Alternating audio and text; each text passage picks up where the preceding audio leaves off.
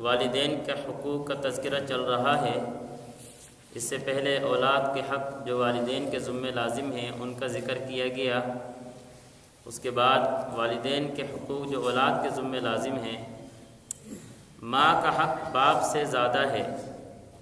عن ابی ہریرہ رضی اللہ تعالی عنہ قال قال رجل یا رسول اللہ من احق بحسن صحابتی قال امک ثم امک ثم امک ثم اباک ثم ادناک فادناک۔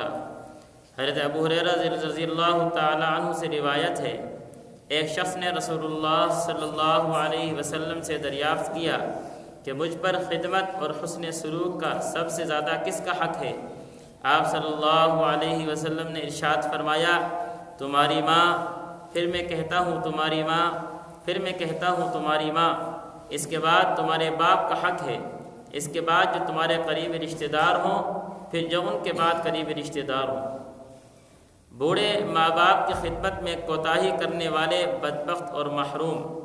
عن ابی ہریرہ رضی اللہ تعالی عنہ قال قال رسول اللہ صلی اللہ علیہ وسلم رغم انفہ قیل من یا رسول اللہ قال من ادرک والدیہ عند الکبر او احدہما ثم لم يدخل الجنہ۔ حضرت ابو ہریرہ رضی اللہ تعالی عنہ سے روایت ہے، رسول اللہ صلی اللہ علیہ وسلم نے فرمایا، وہ آدمی ذلیل ہو، وہ خوار اور رسوا ہو۔ عرض کیا یا رسول اللہ کون؟ یعنی کس کے بارے میں یہ ارشاد فرمایا گیا؟ آپ صلی اللہ علیہ وسلم نے فرمایا، وہ بدنصیب جو ماں باپ کو یا دونوں میں سے کسی ایک کو بڑھاپے کی حالت میں پائے، پھر ان کی خدمت اور ان کا دل خوش کر کے جنت حاصل نہ کر سکے۔ ماں کی خدمت، ماں باپ کی خدمت بعض حالات میں ہجرت اور جہاد سے بھی مقدم ہے۔ عن عبد الله بن عمرو قال جاء رجل إلى النبي صلى الله عليه وسلم فقال يا رسول الله أجاهد؟ قال ألك أبوين؟ قال نعم، قال ففيهما فجاهد۔ حضرت عبداللہ بن عمر بن عاص رضی اللہ تعالی عنہ سے روایت ہے، ایک شخص رسول اللہ صلی اللہ علیہ وسلم کی خدمت میں حاضر ہوا، عرض کیا کہ میں جہاد میں جانا چاہتا ہوں۔ آپ صلی اللہ علیہ وسلم نے پوچھا، کیا تمہارے ماں باپ ہیں؟ اس نے کہا ہاں ہیں۔ آپ نے فرمایا، تو پھر ان کی خدمت اور راحت رسانی میں جد و جہد کرو، یہی تمہارا جہاد ہے۔ جنت ماں کے قدموں میں ہے۔ عن معاویہ بن جاہمۃ ان جاہمۃ جاء الى النبی صلی اللہ علیہ وسلم فقال یا رسول اللہ اردت ان اغزو وقد جئت استشیرک فقال هل لك من ام؟ قال نعم، قال فالزمها فان الجنة عند رجلیها۔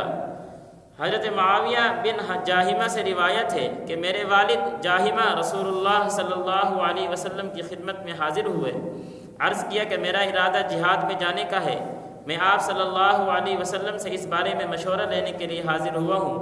آپ صلی اللہ علیہ وسلم نے ان سے پوچھا، کیا تمہاری ماں ہیں؟ انہوں نے عرض کیا ہاں ہیں۔ آپ صلی اللہ علیہ وسلم نے فرمایا، تو پھر انہی کے پاس اور انہی کی خدمت میں رہو، ان کی خدمت میں تمہاری جنت ہے۔ ماں کی خدمت بڑے سے بڑے گناہ کی معافی کا ذریعہ ہے۔ عن ابن عمر ان رجلا اتى النبي صلی اللہ علیہ وسلم فقال یا رسول اللہ انی اصبت ذنبا عظیما فهل لي من توبة؟ قال هل لك من ام؟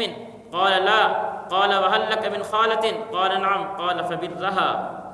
حضرت عبداللہ بن عمر رضی اللہ تعالی عنہما سے روایت ہے کہ ایک شخص رسول اللہ صلی اللہ علیہ وسلم کی خدمت میں حاضر ہوا، عرض کیا کہ حضرت میں نے ایک بہت بڑا گناہ کیا ہے، تو کیا میری توبہ قبول ہو سکتی ہے اور مجھے معافی مل سکتی ہے؟